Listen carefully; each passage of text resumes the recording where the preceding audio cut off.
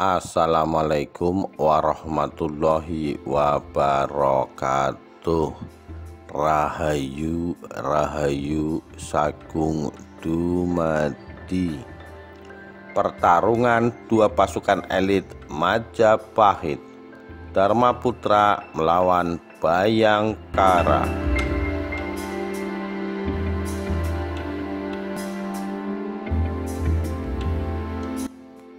Saat berbicara tentang pasukan khusus Kerajaan Majapahit, biasanya orang akan langsung menunjuk pasukan Bayangkara yang dipimpin oleh Gajah Mada. Tetapi sebelum itu, ada sebuah pasukan bernama Dharma Putra yang benar-benar hanya diisi oleh segelintir orang berkemampuan tinggi. Kisah tentang pasukan Dharma Putra tertulis dalam kitab Negara Kertagama dan Pararaton. Negara Kertagama menceritakan pasukan bernama Dharma Putra dibentuk pada awal berdirinya Majapahit oleh Raden Wijaya, pendiri sekaligus raja pertama kerajaan tersebut. Sementara Pararaton menyebutkan para Dharma Putra disebut sebagai pengalasan wineh suka, yang artinya pegawai istimewa yang disayangi raja. Mereka diangkat oleh Raden Wijaya. Pasukan ini bertugas mengawal dan mengamankan raja. Tidak main-main, anggotanya hanya 7 orang. Mereka adalah Rakuti, Rasemi, Ratanca, Rawedeng, Rayuyu, Rabanyak, dan Rapangsa. Mereka adalah tokoh-tokoh yang mengawal Raden Wijaya ketika dikejar Jaya Katuang yang menyerbu Singasari pada masa kekuasaan Raja Kertanegara. Dari ketujuh Dharma Putra tersebut, yang paling terkenal mungkin Rakuti dan Ratanca. Rakuti terkenal karena berhasil menduduki istana kerajaan dan memproklamirkan diri secara sepihak menjadi Raja Majapahit. Sementara Ratanca terkenal karena membunuh Jayanegara.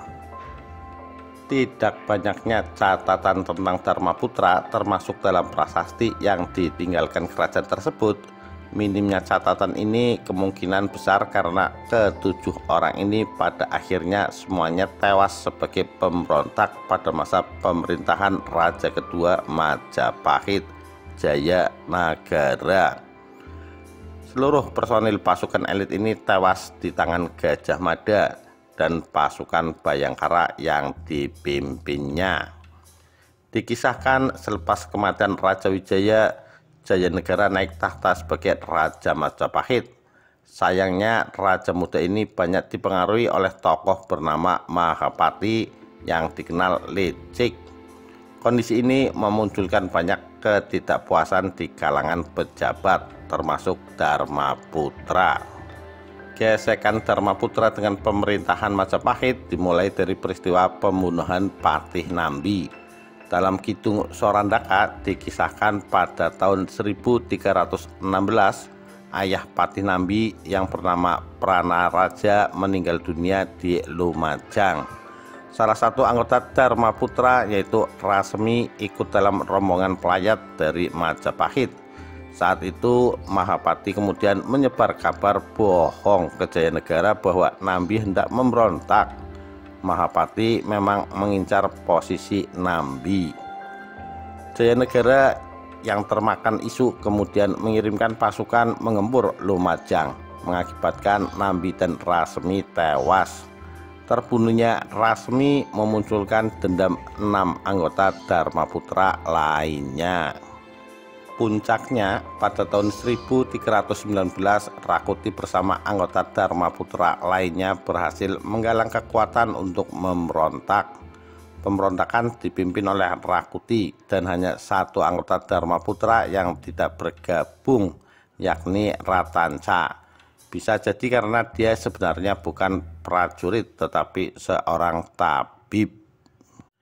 Dalam pemberontakan ini, Rakuti berhasil merebut istana, sementara Jayanegara berhasil diselamatkan oleh Gajah Mada.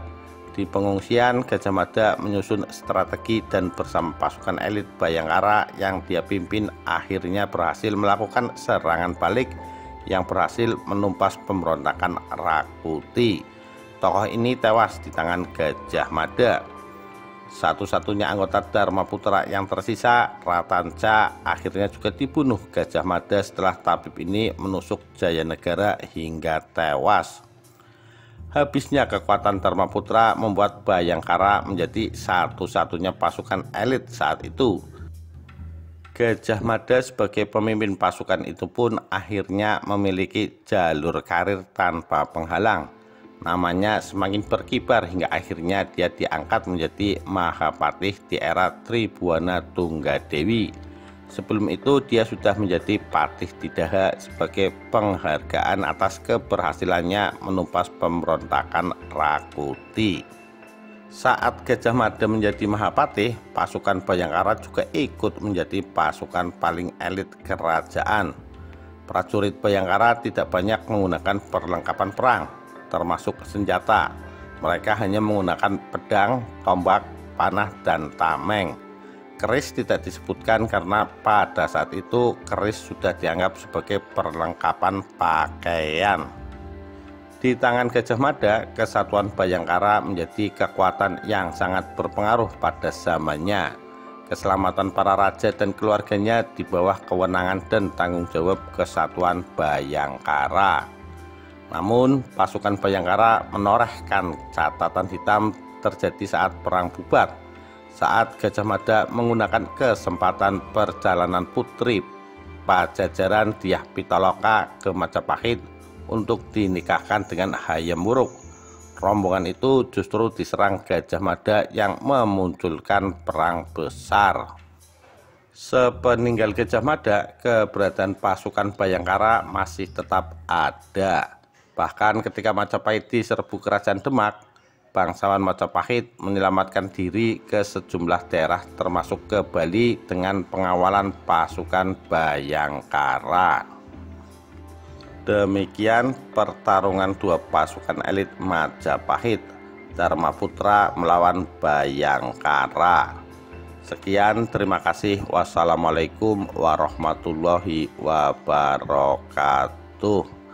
Rahayu, Rahayu Sagung Dumadi.